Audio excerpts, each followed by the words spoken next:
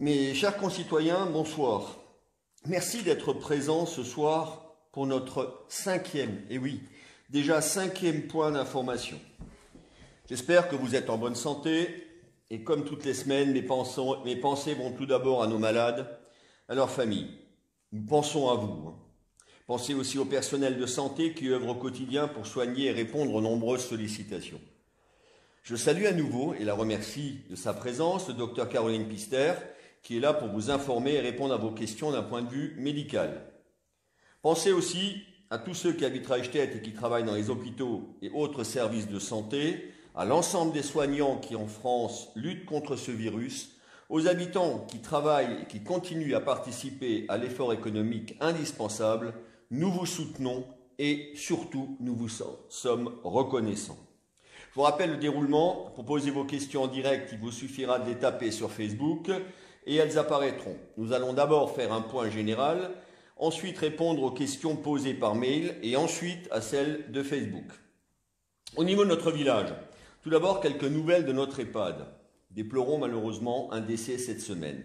La personne a été testée négative au Covid-19. Suite à une demande du président de la République, les visites sont à nouveau autorisées selon un protocole de sécurité et d'hygiène validé par notre cellule de crise. Il a fait l'objet d'un courrier adressé aux familles. Celles-ci ont l'obligation de signer une charte de bonne conduite et répondent à un auto-questionnaire sur leur état de santé. Un sas a été aménagé par notre service technique dans l'entrée du bâtiment qui répond aux normes de sécurité pour permettre les visites en cas de mauvais temps. Les visites dans le jardin restent privilégiées. Les familles sont accompagnées et accueillies par un membre du personnel ou une personne autorisée et formée. Tous les outils de communication, Skype, WhatsApp, le téléphone, continuent à être utilisés. Le personnel propose des moments de détente et de jeu aux résidents. Certains s'improvisent même coiffeurs. Je pense qu'on en aura peut-être besoin dans quelques semaines si ça continue. Et parfois, viennent sur leur temps libre pour faire des mises en plis aux dames. Des moments d'échange informels avec les résidents tout au long de la journée permettent de libérer la parole. Merci et bravo notre personnel. Et je vous rappelle, notre EHPAD est toujours épargné par le Covid. Quelques nouvelles également du centre de loisirs. C'est important parce que je crois qu'on va en parler beaucoup, notamment pour la rentrée des classes. Les inscriptions pour la rentrée 2020-2021 à l'accueil périscolaire sont terminées. Depuis avril 2020, nous avons réceptionné 190 dossiers concernant l'accueil périscolaire sur la pause de midi et de 16 h. L'accueil est donc complet pour la rentrée prochaine. Mais des places sont encore disponibles le mercredi et durant les vacances. La crèche Coccinelle, la directrice est en train d'organiser des rendez-vous avec les familles en vue de finaliser les dossiers d'inscription pour la rentrée 2020-2021. Le relais d'assistance maternelle, pas d'ouverture de prévu pour l'instant. La médiathèque est fermée au public, mais nos agents ont repris l'activité et sont présents sur site.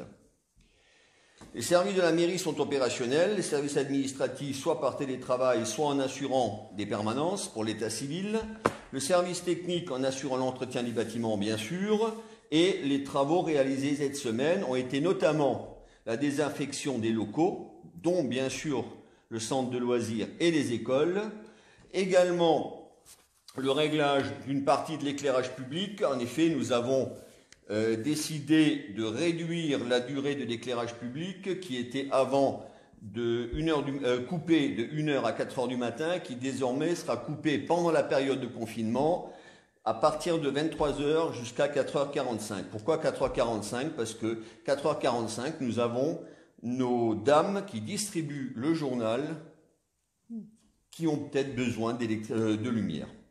Enfin, sous le couvert du Centre communal d'action sociale, la poursuite des prises de contact avec les personnes seules et vulnérables se poursuit et nous organisons encore les livraisons de produits de première nécessité grâce à nos bénévoles. Je sais bien, mes chers amis, que les points que vous attendez sont l'arrivée des masques et l'ouverture de nos écoles. Alors nous pourrons bien sûr y revenir tout à l'heure à travers les questions. Mais pour les masques. Alors, concernant les masques grand public, parce que nous avons deux types de masques, les masques qui seront réservés à nos agents et les masques grand public. Ce seront les mêmes, mais je dirais un petit peu les filières d'approvisionnement sont un peu différentes. Donc nous avons participé avec l'Eurométropole à l'achat groupé, piloté par le conseil départemental, et on assure un approvisionnement propre complémentaire pour permettre la distribution de 2 masques par habitant. Alors, ça ne veut pas dire, mes chers amis, que vous aurez 2 masques en même temps, puisqu'on nous annonce déjà qu'il y aura malheureusement un décalage d'arrivée. Alors, ce qui est sûr et ce qu'ils nous ont promis, c'est que pour le 11 mai, tous les habitants auront un masque. Alors, comment ça se passera? Si vous voulez, on aura un premier masque qui vous sera offert par le conseil départemental. Le deuxième masque vous sera offert également, mais il sera payé moitié par l'Eurométropole, moitié par notre commune. Au niveau de la distribution, il y aura d'abord une mise en sachet de ces masques, mais qui seront déjà, si vous voulez, un petit peu sous forme de sachet, mais on les mettra par foyer. Alors comment est-ce qu'on peut le faire? Ce n'est pas nous qui le ferons, c'est l'Eurométropole qui se basera sur un fichier que leur ont remis les services fiscaux, qui est basé un petit peu sur la taxe d'habitation, qui permet surtout de voir le nombre de personnes par foyer, avec une marge d'erreur de 20% quand même.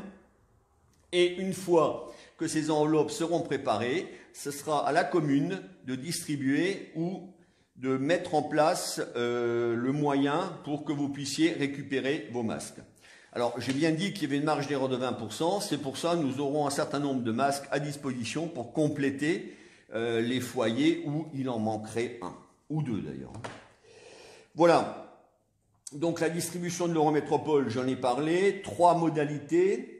La mise à disposition des communes de masques nécessaires à leurs habitants, à charge pour elles de les distribuer. La mise sous enveloppe adressée nominativement d'un premier masque par personne au foyer à compléter avec un courrier. Ou la mise sous enveloppe adressée nominativement d'un premier masque par personne au foyer à compléter par un courrier également. Je dirais, nous sommes en train de réfléchir avec notre équipe municipale et je leur proposerai sûrement que ce soit l'équipe municipale qui fasse une partie de la distribution. Mais nous avons également une possibilité qui a été proposée par la gendarmerie de nous accompagner dans cette distribution. Voilà un petit peu le point sur les masques. Donc, ce que je peux dire, et sans promettre, mais parce qu'aujourd'hui les promesses ne valent que ceux qui les font pratiquement. Et je ne peux pas savoir, je ne peux pas dire que les masques seront là.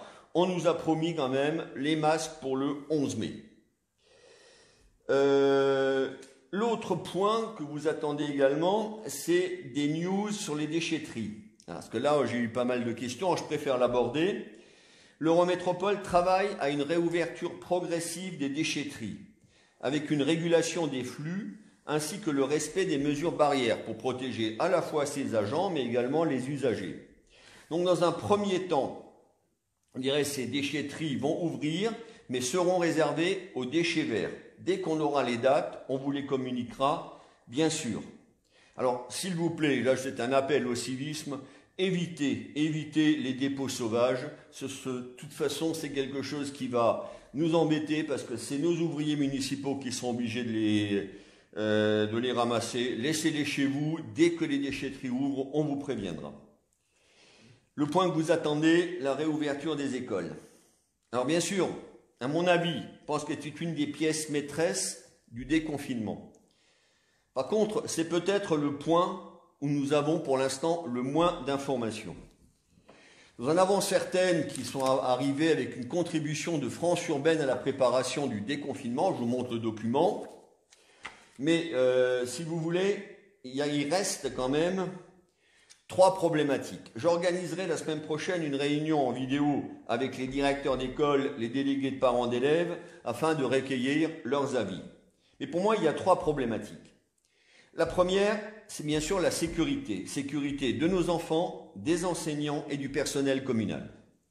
Il nous faut en effet équipement en masque, respect des gestes barrières, il nous faut du gel, il nous faut des produits de désinfection.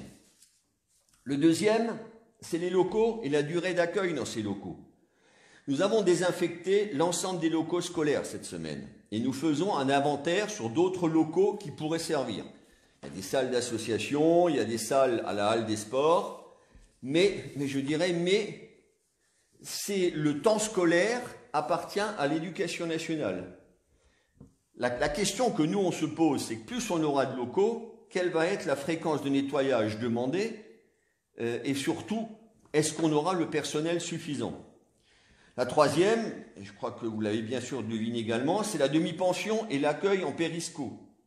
Sachant qu'aujourd'hui, notre EHPAD est confiné et qu'il faudra trouver un autre lieu de restauration qui est assez grand pour pouvoir respecter les gestes barrières.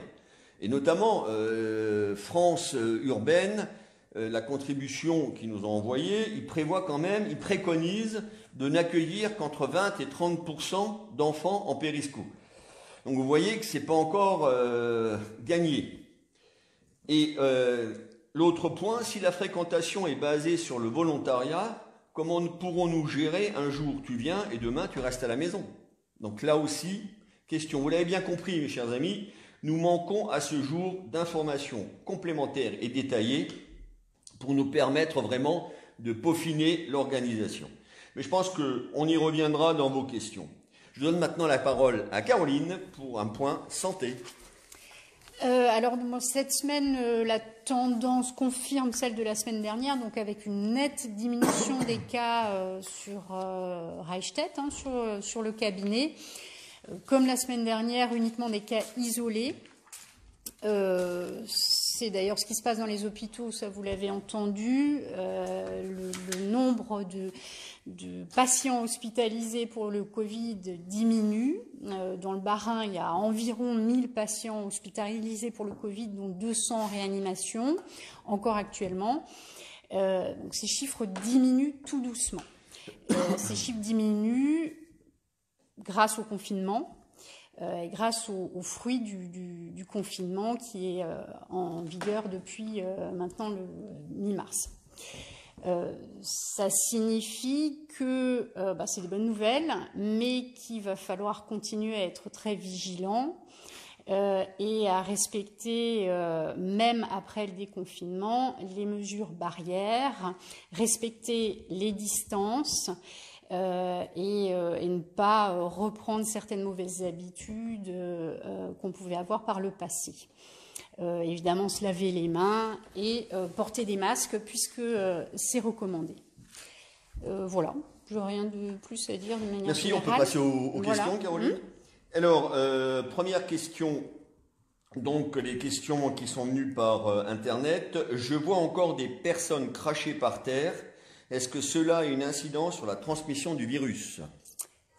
Alors, est-ce que c'est dangereux? Est-ce que c'est risqué pour les autres? En plus d'être un peu dégoûtant de cracher par terre. Alors, donc c'est la question de la transmission du virus. Donc, principalement, le virus se transmet par les aérosols, par les gouttelettes de salive. Alors, évidemment, quelqu'un de malade qui crache par terre va excréter du virus au sol. La question serait, on marche à l'extérieur, on marche dans des crachats, en rentrant ou sur le trajet, on frotte ses chaussures ou on frotte quelque chose qui a été en contact avec le sol sur lequel il y a eu des crachats et ensuite on se frotte le visage. Ça peut être un mode de contamination. C'est pas, à mon avis, le mode de contamination le plus risqué, mais c'est pas impossible. En gros, ça se transmet par des gouttelettes de malades, et s'il y a des grosses gouttelettes par terre et qu'on se frotte les mains ou les pieds et qu'après on se frotte le visage, on peut se contaminer. D'accord. Quels sont les symptômes qui doivent vraiment m'alerter?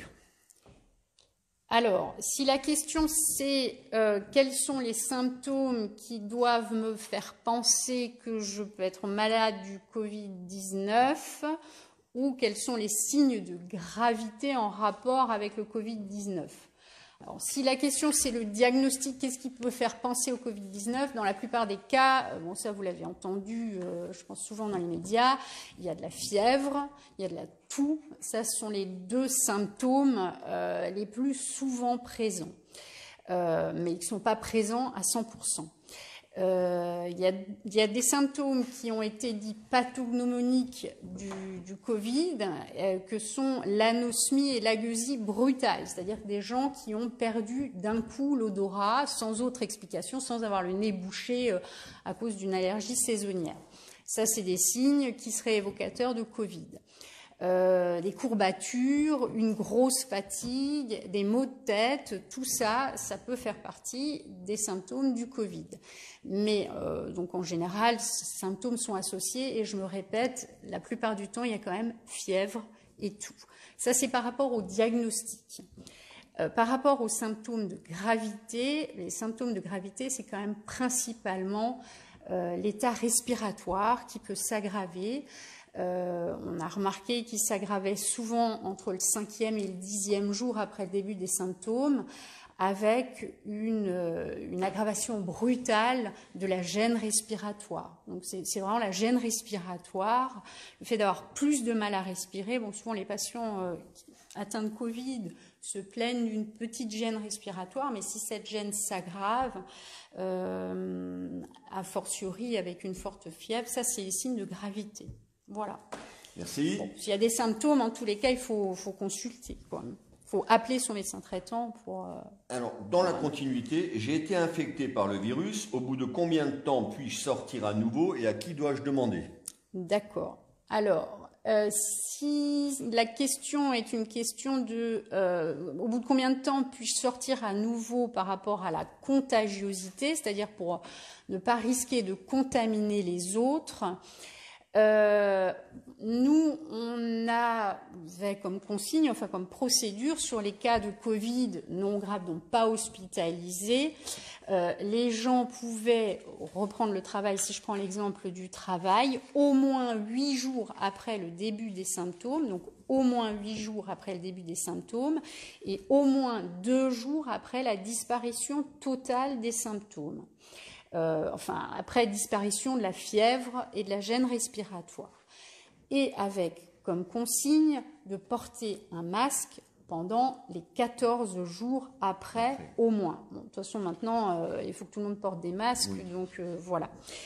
Ça, c'était par rapport à la contagiosité.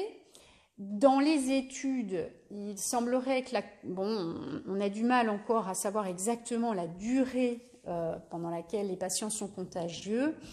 A priori, entre quelqu'un qui fait une forme avec peu de symptômes et quelqu'un qui fait une forme grave, la personne qui ferait la forme grave serait peut-être contagieuse plus longtemps.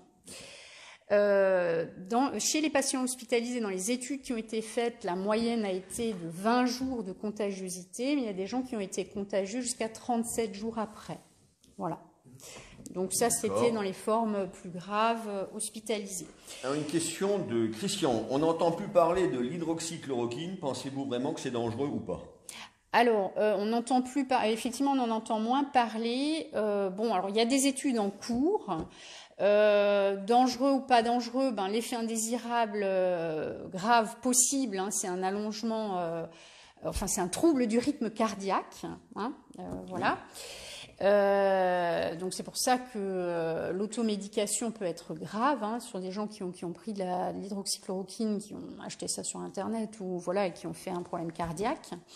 C'est ça qui peut être grave. Après, à côté de ça, peut-être qu'il peut y avoir un bénéfice dans le Covid, mais comme on le disait la semaine dernière, ça doit être encadré dans des études, et pour l'instant, les études n'ont pas conclu à un bénéfice franc, ni en prévention, ni dans le traitement. Mais il y a des études en cours.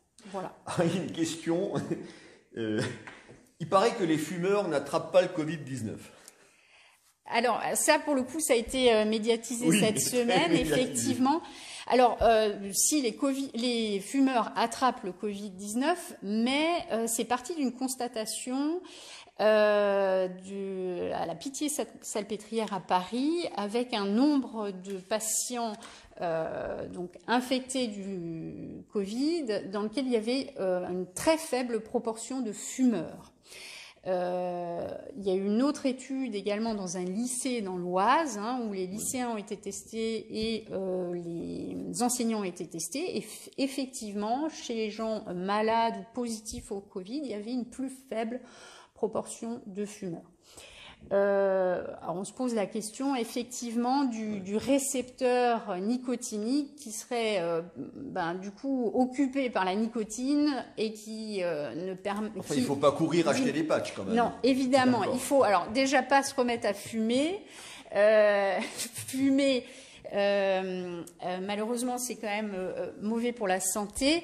Et courir acheter des patchs, pour l'instant, non, absolument pas, surtout pas. Mais c'est pareil, il y a des études en cours. Donc, par rapport à la nicotine en soi, ce sera intéressant de vérifier quand même, mais de manière encadrée, évidemment. Une question qui va sûrement revenir, mais qui a déjà été posée. Les enfants ne véhiculeraient pas le Covid-19 ? Question de Martine.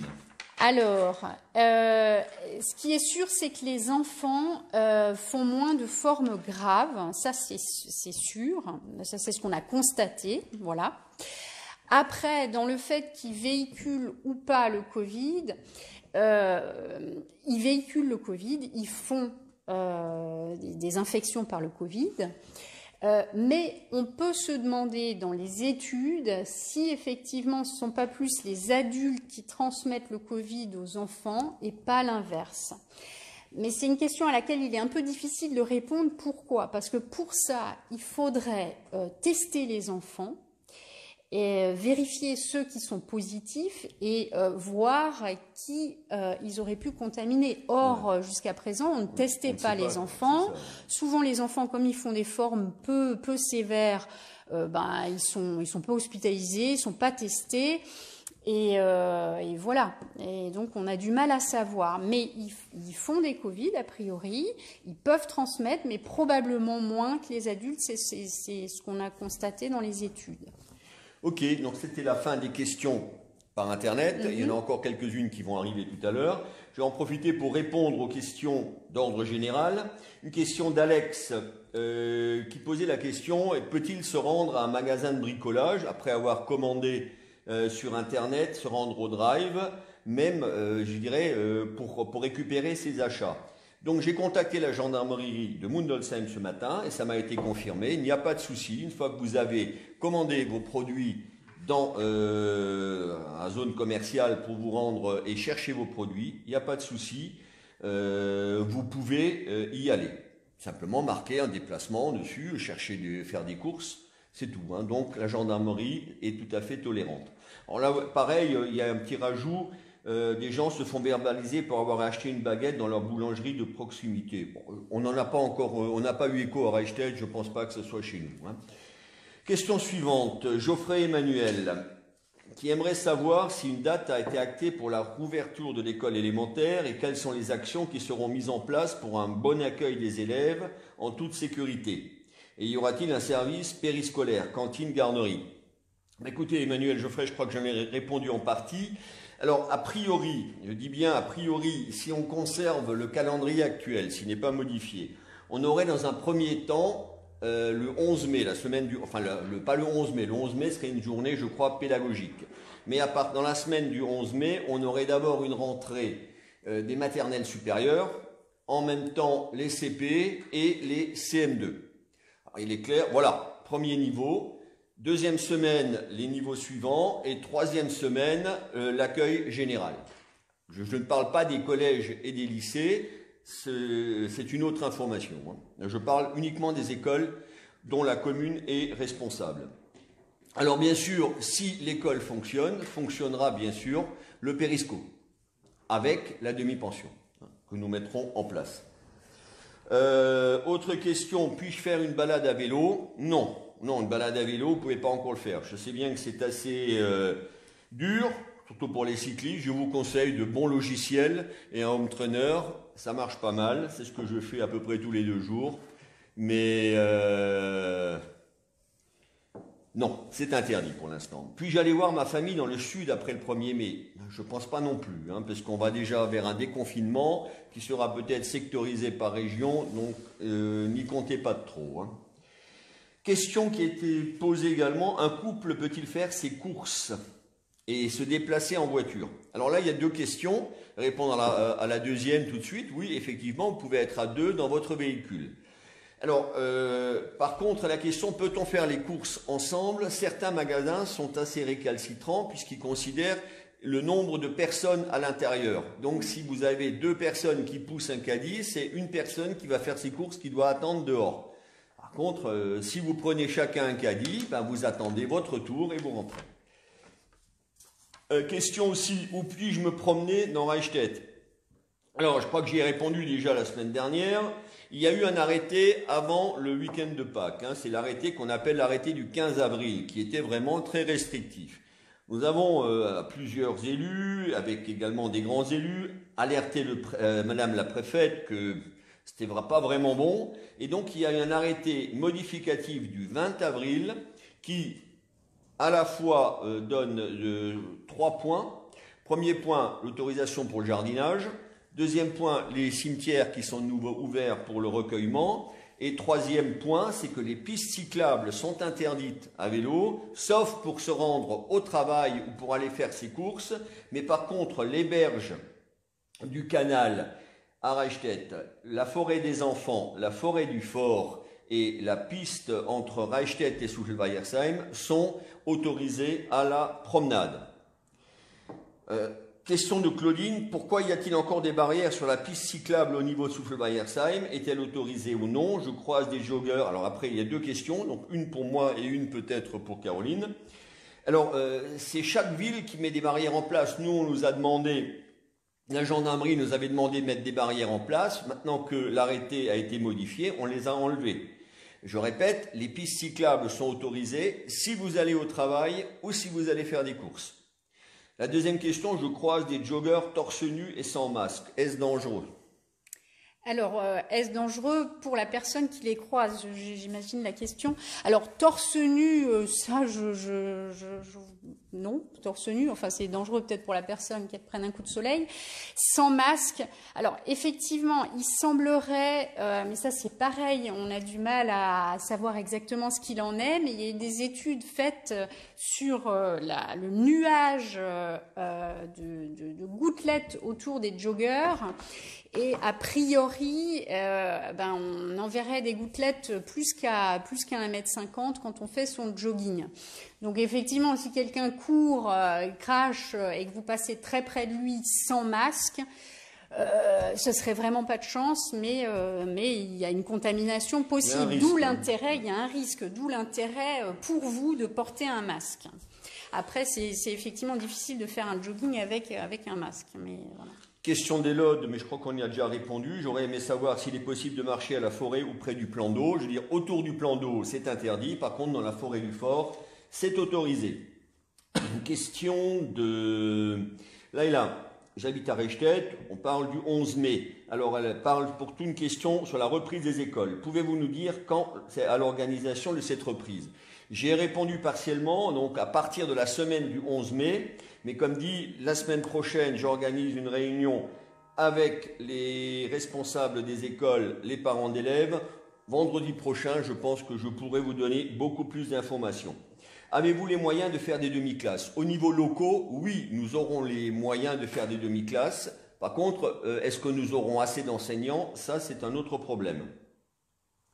Les masques grand public prévus d'être distribués seront uniquement pour les adultes ou aussi des enfants? Alors, là, c'est une bonne question, et on l'a posée hier en réunion des maires. Il n'y a qu'une seule taille de prévue pour l'instant. C'est une taille adulte. Comment sera gérée la cantine? Je veux dire que là, on est en train d'y travailler avec notre fournisseur de repas et avec les directeurs de structure. Une petite piste, c'est qu'on réfléchit à la salle des fêtes.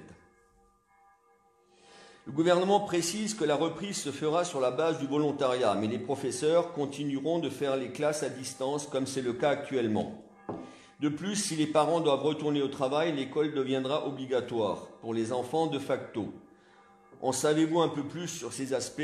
Je suis désolé, je l'ai dit tout à l'heure, On manque cruellement d'informations puisque le président a annoncé que l'école se fera sur une base de volontariat par rapport... Parents peuvent donc envoyer ou non leurs enfants. Après, je ne sais pas du tout au niveau des enseignants. Vous savez que le droit de retrait existe s'ils considèrent que l'équipement n'est pas adéquat pour leur sécurité. Voilà ce que je pouvais vous dire sur ce point. Dernier point, il y avait encore avant de passer aux questions Messenger. Pour les déménagements, je vous rappelle, les déménagements, on l'a déjà évoqué. Alors la question c'était fin mai. Fin mai, c'est après le déconfinement. En principe, le déménagement sera autorisé. Si vous voulez déménager avant, il vous faut une raison valable, notamment un non-report possible du bail. Donc à ce moment-là, c'est possible. Il faut signaler votre déménagement à la police ou à la gendarmerie de votre secteur et rédiger une attestation sur l'honneur. Contactez-nous en messagerie privée, on vous donnera tous les éléments. Voilà. Alors, on passe aux questions Messenger. Alors, première question. Les enfants vont bien avoir les gestes barrières et des masques après le 11 mai. Quand se fera le retour à l'école? Je crois qu'on a donné les dates. Hein, donc, à partir du 12 mai, normalement, maternelle supérieure, CP et CM2. Alors, quelqu'un nous dit, moi je travaille avant 4h30, comme plusieurs restent chez toi. Est-ce que c'est possible de mettre l'éclairage à 4h car la voiture n'est pas forcément à côté du domicile et ça fait peur de sortir sans lumière. Donc angoissant. Alors c'est difficile de remettre les lumières puisque là on les a mis à 4h45.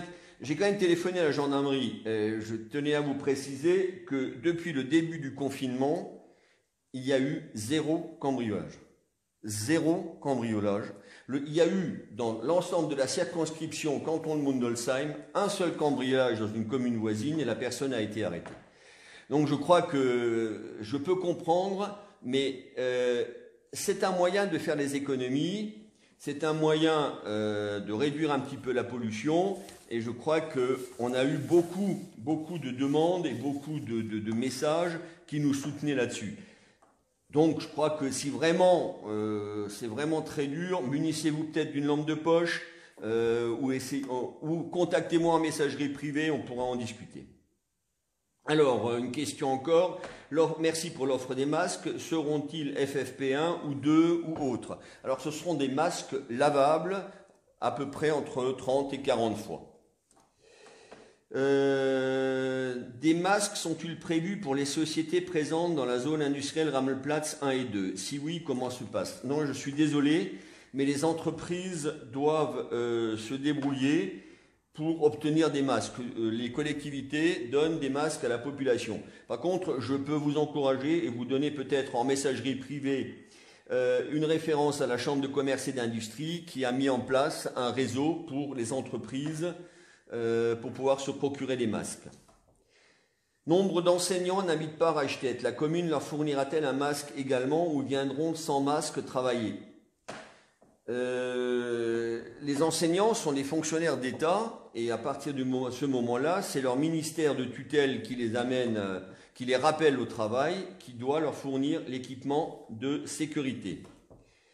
Pour la crèche, ça va se passer comment? Je crois que là aussi, on vous donnera le moment venu toutes les directives. On y travaille encore. Hein. Alors, les enfants ne peuvent pas attraper le Covid-19 en allant à l'école. Alors, c'est plutôt une question. Si, ils peuvent attraper le Covid-19 en allant à l'école. Mais comme on le disait avant, il semblerait que la transmission entre les enfants ou des enfants aux adultes soit plutôt faible. Mais on a peu d'études. Mais effectivement, il y a une étude qui est assez intéressante sur un enfant qui a contracté le Covid-19 et qui, pour une raison que j'ignore, a été scolarisé dans plusieurs endroits et qui finalement, vraisemblablement, a contaminé peu de ses camarades. Mais bon, ça pour l'instant, effectivement, on n'est pas en mesure de répondre. Plutôt que de couper complètement l'éclairage public, ne serait-il pas possible de laisser allumer un lampadaire sur 2? Malheureusement non, notre éclairage public est assez vétuste. Il y a une grande partie qui sera remplacée cette année, mais sur les vieux lampadaires, on ne peut pas couper un lampadaire sur 2, désolé. Savez-vous quand est-ce que les déchetteries ouvriront? On en a parlé tout à l'heure. Il y avait une réunion ce matin à l'Eurométropole. Je pense que dès que j'ai des nouvelles, je vous les donnerai pour les déchetteries. Déchetteries mobiles, pour l'instant, il ne faut pas compter dessus. C'est plutôt pour Caroline. Risquons-nous une deuxième vague de malades, c'est-à-dire que la situation redevienne comme en mars après le confinement? Alors, qu'elle redevienne comme en mars, je souhaite effectivement que non, parce qu'il y a eu quand même des mesures prises, que a priori les gens vont tous porter des masques, qu'il est question effectivement au déconfinement d'avoir les moyens, est-ce que j'espère, de tester tous les gens qui auront des symptômes et les gens contacts et d'essayer de les isoler. Bon, il faudra voir comment, voilà. Donc toutes ces et puis des bonnes habitudes qui ont été prises par tous les citoyens. Donc du coup, on espère que il va pas y avoir le cas de début mars, mais effectivement le virus continue à circuler et il n'y a pas de raison pour l'instant qu'il s'arrête de circuler. Donc et toutes les mesures qui ont été prises pour l'instant étaient dans le but, effectivement, de ne pas saturer les services hospitaliers, que tout le monde ne soit pas malade en même temps, ce qui a été réussi, et de lisser la courbe des malades, mais il risque d'y avoir une recrudescence des cas à la sortie du confinement. Donc il faudra être vigilant. Surtout que nous restons quand même une région très fragile, oui, avec un virus virulent. Oui. Et donc, voilà.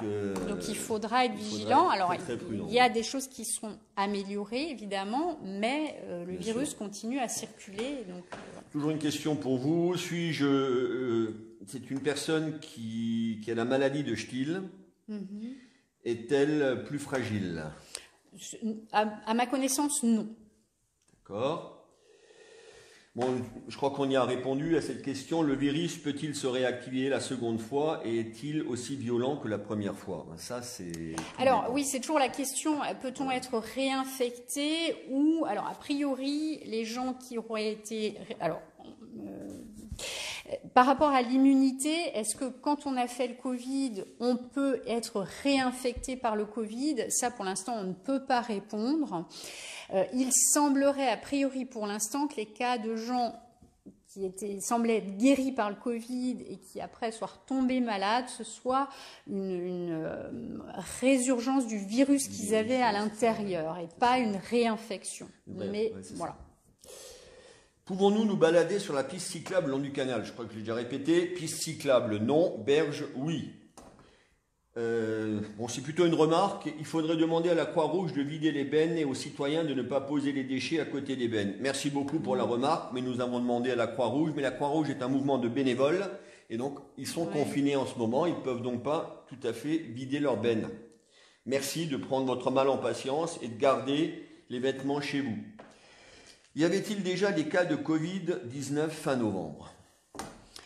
Fin novembre, alors je ne saurais pas répondre. Moi, j'en ai pas vu, mais a priori non. Je crois qu'au début, c'était vraiment des cas très très isolés dans le Grand Est, mais plutôt en janvier, fin novembre, d'après moi, non. Ok. Une question, la réouverture du cimetière, c'est pour tous. Peut-on y aller pour l'entretien? Oui, vous pouvez y aller. En même temps, vous recueillez sur la tombe et vous faites votre entretien. Alors, une remarque aussi, les personnes qui se lèvent tôt le matin, ça ne dérange pas de faire du bruit le soir de 20h à 20h20 avec des personnes qui dansent et chantent dans la rue. Alors, je dirais que 20h, 20h20, c'est pas vraiment une heure, je comprends très bien que les gens dorment, mais ce n'est pas non plus une heure où on considère qu'il y a du tapage nocturne à cette heure-ci. Donc, il va être difficile. Je pense que la meilleure des choses à faire, c'est peut-être de discuter ensemble en disant, ben voilà, moi je bosse très tôt et vous pouvez faire un peu moins de bruit. Je crois que le vivre ensemble, ça passe déjà par un contact et se parler. C'est ça, je crois, la chose la plus importante. Voilà, je crois que nous arrivons à la fin de notre petite réunion d'information. Merci beaucoup Véroline de votre passage. Merci. Soignez-vous, restez en bonne santé et à la semaine prochaine pour la 6e semaine. Au revoir.